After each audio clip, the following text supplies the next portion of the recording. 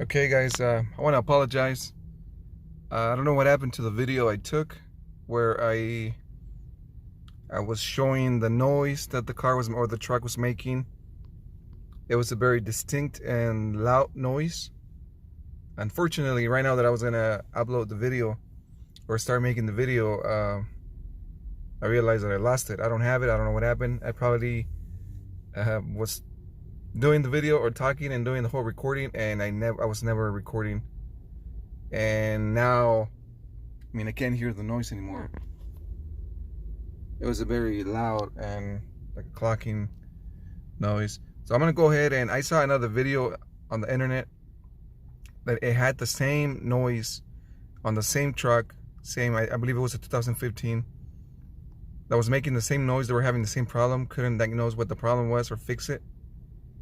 So I'm gonna go ahead and use that video. I'm gonna put that video, even though it's very low, you can't really hear the noise unless you use your headphones or you get your ear really close to the speaker. So if you guys do that, you can hear exactly what noise I'm talking about. Once again, I apologize. I probably wasn't recording when I was doing the video. So I'm just gonna go ahead and upload the video that I'm gonna get from the internet. Once again, that's not my car. That's not the noise, even though the noise it's making, it's exactly what my car or the truck was making.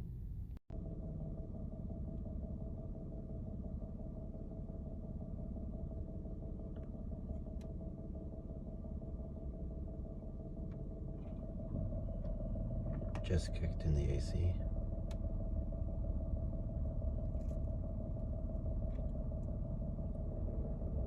Same noise.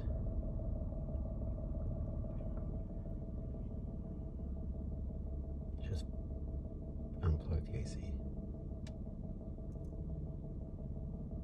Okay, so the first thing I did was take out, let me show you guys. I forgot to do that first. So I removed the air box, disconnected the map sensor connector. I also removed the plastic tubing.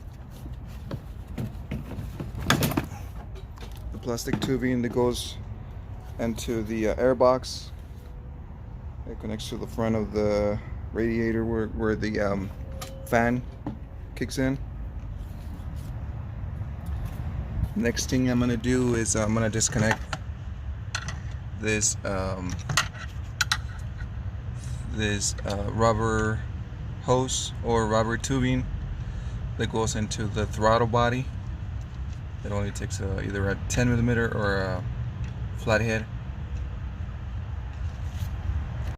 And I'm just gonna pull it out and just put it to the side. It's gonna sit right there. Okay, to get to this middle one, which is down here, let me show it to you. Yeah, this one right here. I had to remove the whole intake manifold, which is right here. There was just a lot of hoses to disconnect, a lot of little, bolts that I had to remove. And since I'm here, I'm gonna go ahead and replace the PCB valve. That is this one right here. So I do see a lot of oil going in there, so I'm gonna replace this gasket too. So yeah, to get to this one, there was no other way but to remove the whole intake manifold.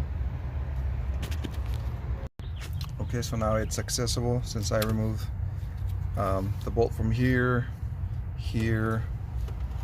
and I also remove the one that goes here and the one that goes here, so I can remove the rail, or at least move it to the top. Now I can go ahead and manipulate this one. I can go ahead and move it and remove those two bolts right there, and then the other pressure regulator will come out. Okay, so this is the bracket that is holding it together. It has two bolts,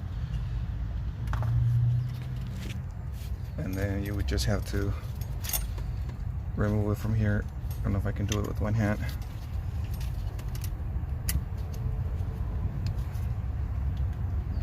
Just to wiggle it a little.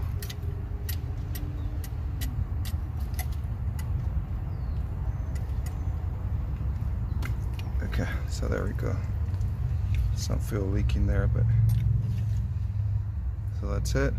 I'm gonna replace this one, see how that fixes this clocking or cocking or ticking noise that I can hear inside the cabin. Okay guys, so I went ahead and replaced the gasket, the intake manifold gasket. Went ahead and put everything back. I changed the dampeners. This is the brand that I'm using. Got it from Rock Auto.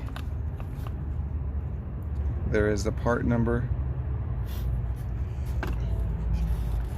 And yeah, I'm just putting everything back. I'll test it in a little bit, see how it goes. Okay guys, so the truck is on now. I just checked for leaks, everything. I'm inside the truck. It's really hot, but I have the windows closed because that's the only way you can hear the noise inside, or the clocking.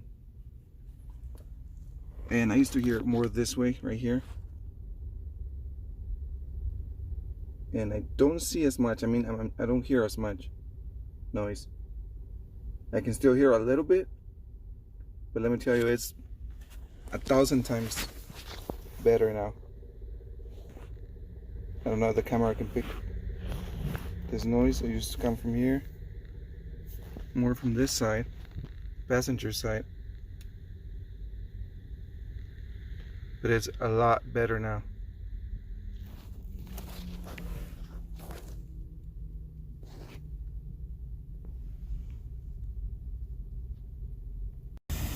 And this is what I ended up using. I ended up replacing the PCB valve. That's the there's a part number right here. I ended up changing both of the fuel dampers, and that's the part number for that one. And I also replaced the intake manifold gasket, since I was in there already. It was just easy to replace since it was there. And that's the part number of the gasket that I use.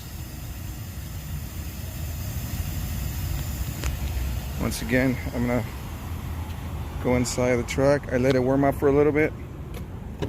I know people had explained or said that it sounds louder when it gets warm. Right now I'm here inside the truck again. And just like before, I can still hear a little bit, but 1,000 times better. I don't think I'm gonna have a problem driving it now, since it was annoying to drive when it was so loud. So if you guys have the same issue, my understanding was the dumplers for the fuel were the ones causing the problem, but I ended up replacing the PCV valve and the gasket for the intake manifold, since I was already there. So my O2 sensor was not completing. I drove this truck for, I don't know, 200 miles, maybe more. And the only thing that wouldn't complete was my O2 sensor. Now it's completed too. I just drove it maybe like 20 miles, and now it's ready for emissions.